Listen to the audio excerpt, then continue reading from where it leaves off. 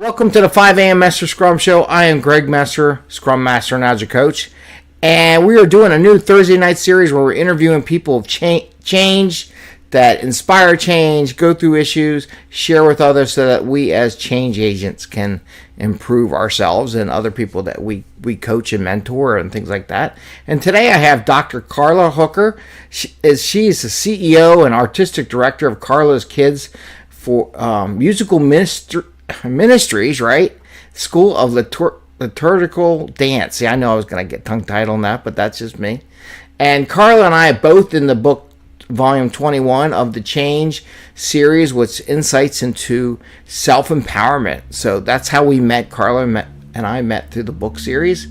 And her area, she titles her area, Adversity to Strength, Unveiling Resilience, right? Right. And this interview is not the classic interview where we talk about technical stuff. What do you know about business? Though we will touch on some things and ask them for some tips and tricks on things. But it's really to get to know Carla and what she's up to in the world and what maybe we can glean from her journeys through life and what she's doing now. So I want to welcome Carla. How you doing, Carla? Welcome to the show. Hello, Greg. And I know you're an agent of change. You probably didn't think I was going to say that about you, did you? No, I did not. That you are now an agent of change. And you're in the Volume 21 series of the book. Tell us a little bit about yourself that's not on your profiles or maybe include some of the stuff that's in the book about yourself. Okay. Something that's not on my profiles. Well, I have a secret crush on Snoop Dogg. Only my closest friends know. Now you all know. That's one thing. Okay. As a child, I was always in my room. My dad called me a hermit because I spent a lot of time in my bedroom alone, and it didn't bother me. It wasn't because I was sad. I wasn't on punishment. I preferred playing and using my imagination in my room a lot.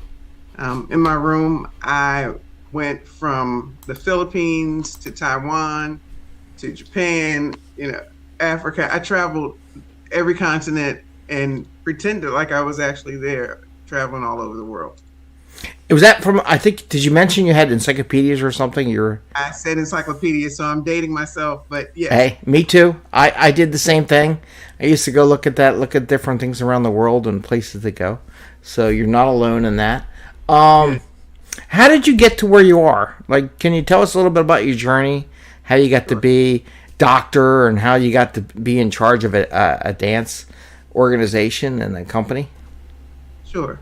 Well, I was very active. As a child, I was always looking for stuff to do. So my parents enrolled me in the Art Linkletter Dance Academy. It used to be in Temple Hills, Maryland. It's no longer there, but that's where I got my start. Later, as I grew up, without telling the whole book and people knowing everything, some things happened with my health and I was unable to continue that training. But back in my mind, I was determined that I was going to still be a ballerina and do what I wanted to do someday. So as time went on and I went off to college, went off to East Carolina, go Pirates. There you go. I kept telling my friends, I'm going to have my own dance school one day. I'm going to have my own dance school one day. My dad was like, just look, I'm paying $4,000 a semester, which really is not that much now. But back in the 80s, the mid 80s, that was a lot of money. And he said, just concentrate on what you're there for, not having your own dance school and all of that. But long story short, I got sick. I had to take a break from school. I was bedridden a year and I didn't want to go back. Now, my mom is an educator. Dad's a cop or a retired cop now. That didn't fly too well with them. But some kind of way, I got my way and I convinced them that what I wanted to do was okay. Don't ask me how, I don't remember, but I know if I had gone back to school, there would probably be no Karla's Kids and all the children that I've come in contact with over the years. So that's how I got started. I met Arthur Mitchell, who was the founder, some people say co-founder, I say founder of the Dance Theater of Harlem, and he became my mentor. And he awarded me a full scholarship to the Dance Theater of Harlem at a symposium for teachers in the DC area at the John F. Kennedy Center. So it was like a dream come true. Yeah. It's Cinderella story. I cried like I had won the Miss America pageant. It was unbelievable. So that's how it got started, from me having that dream and being determined that nobody was going to tell me I couldn't do ballet and I couldn't dance anymore. And I was determined that I was going to.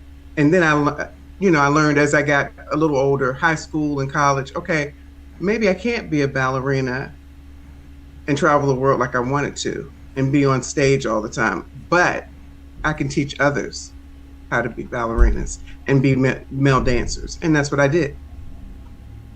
And I did it in the heart of Anacostia in Washington, D.C. Yeah, I know. I grew up in the D.C. area, so I kind of know that. You know. Yeah, that's a rough neighborhood. It's good, though. It's great that you did that. From your books, can you share something about your business, and how it when you started it to where you are now? Anything you learned about that? When I started, I didn't have my own studio space. I was begging the principal at the school where I worked. I was a teacher's aide, and I said, so nobody's in the cafeteria after school. If I make sure we clean up everything and don't leave a mess for the custodians, can I use that as my rehearsal space? And she said, sure. So that's how I got my beginnings. And then I ended up having to meet with the school system when they found out about this program, because my kids were dancing all over and we got pretty popular all over DC. Channel 9 did a documentary on us, and then we were everywhere. We were from pretty much every huge church in DC, Shiloh Baptist, to the Washington Hebrew congregation, back when Rabbi Weinberg, the rabbi there. And we were everywhere. The Capitol Center, now the US Air Arena. But people liked these kids because they were like a miniature version of the Dance Theater of Harlem and Alvin Ailey. And they loved them, and they were good. I'm not just saying that because I taught them, but that's how it got started. Did I have any money to start it? No, I was getting money from my parents. And a lot of times, to work with the kids and really develop a close relationship with them, they would spend the night with me because I couldn't really always count on the parents getting them to the events on time. Right. So I didn't get blackballed in the industry out there and in the DC area. I had them spend the night, and then they rode with me there. I got everybody ready, usually anywhere from 18 kids and up. Piled them in my work van, because I also worked, when I worked for DC Public Schools, I also worked for the Washington Hospital Center. Okay. And I worked for Mester. So I didn't steal the van. I wasn't using it illegally. I got permission from my supervisor, Pat. She said, just make sure nothing happens to the van. You're safe with the kids, and, just no tickets or anything like that. And that's what I did. That was my little Carla's Kids bus, was really the MedStar van, and I was driving them around in it. We had milk crates on the floor and blankets because there were no seats in there except for a seat in the back. Right. It was a cargo van. So that's how I got started. Very humble beginnings. Well, you got to start somewhere to make your dream come true, right? So right. So that's great. Now, now, any advice you might have for people looking to achieve, even just a fraction of what you achieved or done so far? Any advice on stuff like that? Sure. Believe in yourself. Don't let no stop you. Believe that no is your next opportunity. And when you get a no, just keep going until you get a yes. And that's how I started. I was determined, no matter what somebody told me, that it was going to be successful, and I was going to make these kids confident. I was going to make them resilient, and I was going to make them great dancers. And I also stressed academics, because I didn't want them saying, oh, they're from Anacostia, but they're not the smartest kids, but she's working with them. They can dance, though, but they're not that smart. Mm-hmm. No. Grades were very important. If I saw your grades dropping and you weren't making at least A's and B's and you were getting some C's in there, then I benched it. I would bench the kid. And I would do tutorial sessions with them during practice when the others would be warming up. And if I had to work with them on the weekend, I did that too. but you just have to believe in yourself no matter what anybody else says. My dad thought I was losing my mind and absolutely crazy. When he found out that I was not only picking the kids up, he was a little skeptical about that because he was a police officer in that district, in the 7th district in Southeast, in Anacostia. And back then, being from the DC area, it was a lot going on. I would get out of the car and go to the door in some of these buildings where they would unscrew the light bulbs and it was dark. And there might be drug dealers and drug addicts in there. It probably reeked of urine most of the time in some of the buildings, but I would walk past, say, hey, how you doing? And pick up the kid and bring them on in. And when I would drop them back off, my dad was like, just drop them off, blow the horn, let the parent come out. And I said, no, I picked them up from their door. I'll take them back in. So he was like, you're gonna kill yourself or get killed out there. You're crazy. Stop doing that. You are not invincible. And I told him, and I still remember this, and he's apologized since then. My dad's 81. He said, I told him, if I died doing this, then at least it was doing something that I loved. And my labor and my life wouldn't be in vain. And he was like, this kid's wacky. He really, because he was a cop and didn't really want to go in. But they always support. If you listen, when someone gets a chance to read your story and all, they were supportive the whole way. I mean, they were that. But I thought one of the things was interesting, and I see this a lot today. People don't start unless everything's perfect. You ever notice that nowadays? Like, if I don't have $1 million income coming in, or, all these people buying shares or donating money, and I have all this cash, I can't start. But you started, like, borrowing gym space, borrowing a medical van. Right. To get people around. You didn't have everything. And I think people nowadays, they kind of lose that mentality sometimes. But real entrepreneurs, they go like, no, that's my dream. I'm going to make it happen. Even if I have to start out and I'm not driving a Maserati or something like that. You know what I mean? I didn't even have a car then. And I charged $1 a lesson. There you go. Yeah, that was my salary. $1 a lesson per kid. And I started off with 18 kids. So... do the math. Well, it sounds like some of the things we charge for coaching, a lot of times they were free, so it was good. So you worked with kids for a while now. Is there anything you think that people can learn from kids on how to handle change and barriers? Because you picked them up from really tough parts of the town. So what did you see that the kids did to handle that change? Or when they need help, too. Think about that, too. Okay. When children need help and they need to handle change, they need to have someone that they feel free to talk to, even if it's not their parents. Like I have one daughter. She's an adult. She'll be 29 this month. She doesn't always talk to me about everything. Yeah. That she's gotten older, she still knows I'm the mom. But, we can be friends also.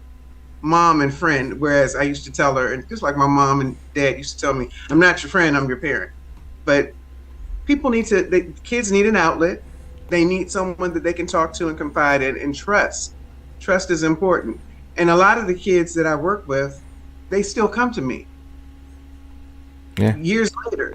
I mean, these are kids from 1990, and they're in their mid to late 30s, early 40s. They still come to me for advice or encouragement, motivation, inspiration, if they need a shoulder to cry on, because they still trust me. That's really interesting the way you describe that, because and what I do, I coach Scrum somewhere up here. There's my logo, which is a way of people working as a team. And there's a position, a role called Scrum Master. And in that role, people have to feel comfortable coming to you and trusting you and asking you questions. It's the same role. You're a mentor, you're a teacher, you're a guide. You don't necessarily have to tell them what to do per se, but they sometimes want to explain what their problems are and talk them through. And that's one of the things that we do. So what you talk about kids doing the same thing with Scrum Master. Same thing in the business. Sometimes I have some manager friends of mine that say, I spend all day handling issues. so and so said this and so says that, and they, you just got to learn to talk them down and let it go, right? So that's really helpful. Okay, so do you have any advice for teams when it comes to handling change or coaching change? So you got a dance crew, and they're your team, right? And they have to get ready for a next level or a change or something like that, or how they handle change. Maybe they didn't win one day. How do you have any advice for teams and people who want to coach groups of people? Sure. Like I tell the children, even from the smallest 2 or 3-year-old, I've always said since the very beginning, you're not going to win everything, but what God has for you is for you. So no one can take that away from you. Let it be a learning lesson, and always be ready for whatever.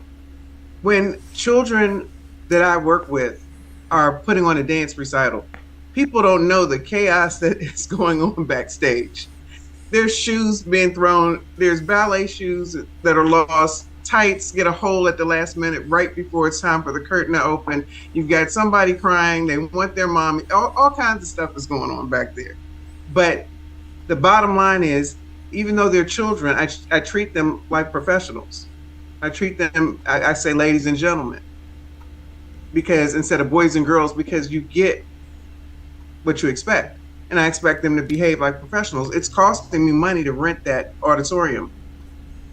So therefore, even though they're not getting paid per se, they're getting the experience. Right. And it's the same thing with, it's the same thing with life. There are changes, that stuff just happens unexpectedly, but we can't just stop and go, well, I'm going to wait until I'm not sad anymore. Well, you might be sad a little longer than you thought you might be after the loss of a loved one, or you lose a job, or you lose a friend, or your car breaks down and you just paid all your bills. You can't just wait for everything to be perfect, because that's not how life works. You got to keep moving. Yeah, that's excellent. And yeah, I don't know how I can add more to it, but I think that was a great way of summarizing how you have to be ready for that and coaching them. Oh, the one thing I did like what you mentioned about, and it applies to team, you got to treat people like professionals. Yes. And if you're going to be a leader of a group or whatever, you can't belittle them. You can't put them down. You say, hey, I have this expectation, same expectation for you. I'm going to treat you like an adult. We all have to be in that field and treat each other as professionals. So I love what you said about treating the young kids as professionals. I do that too when I actually teach technology at my local school, and I try to have them come up with what they want to do. I don't always need to tell them what we're going to do for class. I'm like, what do you want to do? And I'll lay it out in the future for that. Maybe not that day. They have to understand they're not going to get it that minute, but maybe in a month I'll put that into the curriculum and how I teach them. So now I would be doing a disservice for my audience if I didn't ask you what there's anything that you would like to share or invite them to know about your services, your business, your future endeavors that you got coming down the pike here. Yeah, thank you, Greg. There's a lot going on. First, I'll mention I am a sickle cell warrior. That means that I was born with a genetic disorder called sickle cell. I am working with Pfizer pharmaceutical company. I'm working with the teams here in North Carolina, and I'm also working with some teams in Massachusetts to have mobile sickle cell units in this area, because oftentimes people who have appointments here in this area, it might take them several months before they can get an appointment with a doctor just to get their labs and blood work checked. And that's very important, having this genetic disorder that causes excruciating pain at any time it wants to, and it affects every organ in the body, the muscles, the bones, everything. People are surprised that I'm still here, along with many others who are older than me, because I'm 55, and I was told I probably wouldn't see my 18th birthday. And then when I was 18, it was 21, and then 21, 30, and then I was like, whatever, I'm gonna live as long as I'm supposed to live. But that's my advice right there. Yeah. Okay. And I want to say, I kind of wanted to say happy birthday to you for all those birthdays that you got, right? So what that, we talked about it a little bit, but with that being said, please share with us what drives you to achieve what you do. What gives you that energy, even though all these life's obstacles keep coming in your way, and you mentioned part of it today. What do you do? What gets that inner energy out there, like that you have, that you can do all this stuff and go pick up kids from pretty dangerous areas of DC area and take them home and do all the things you did, the sacrifices? Part of it is just being who I am.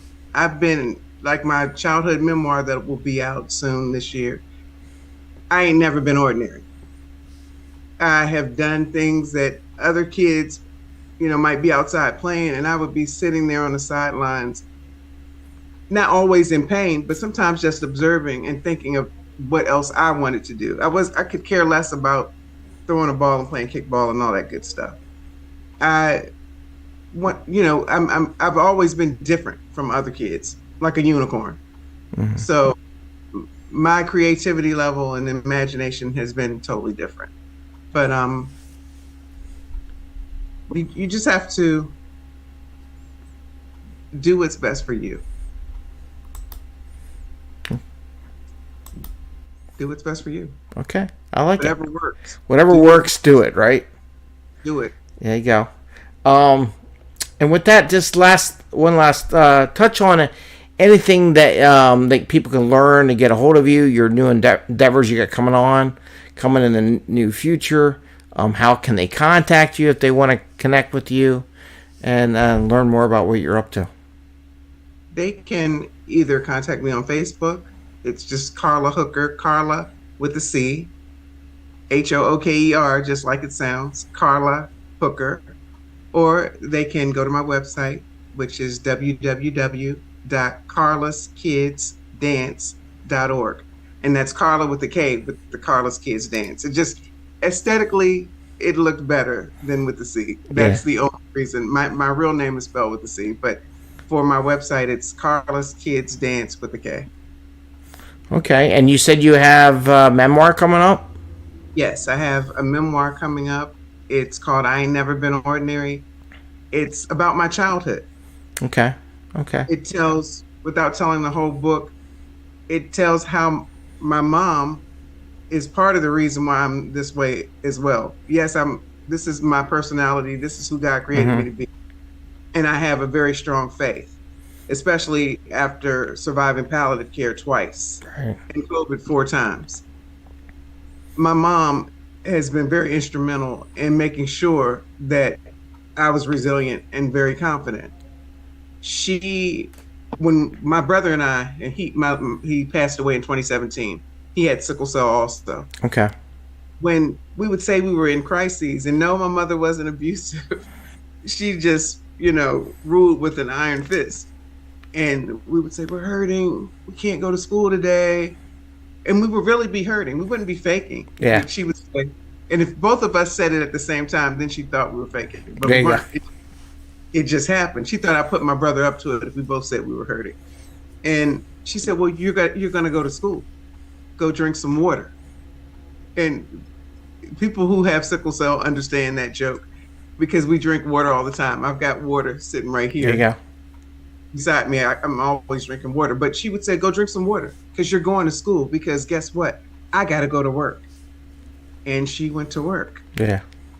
If we weren't feeling well at school, we knew to go tell the nurse. But the minute the nurse would pick up the phone and say, I'm calling your mother. We're fine. We'll go back to school. Yeah. I'm going back to class. And she could see that we were physically in pain. Yeah. But my brother and I would say, can we just rest a little bit? Yeah. Because don't call my mother. And she did call her one time, but I won't tell you that story because it's in the book. Okay. Yeah. Oh, don't forget, show your book. Oh. So this is my version of the book. I just came today. So show your version of the book. There you go. Carla's on there with the change. So, yes. So they can reach out to you if they want your copy of your book too. or me, or there's a generic version that's coming out on Amazon too, that Jim and Jim put out. So that's cool. And I want to go ahead. I didn't show the back without. Oh yeah. We got Jim and Jim. Yeah, inspired us there. That's right.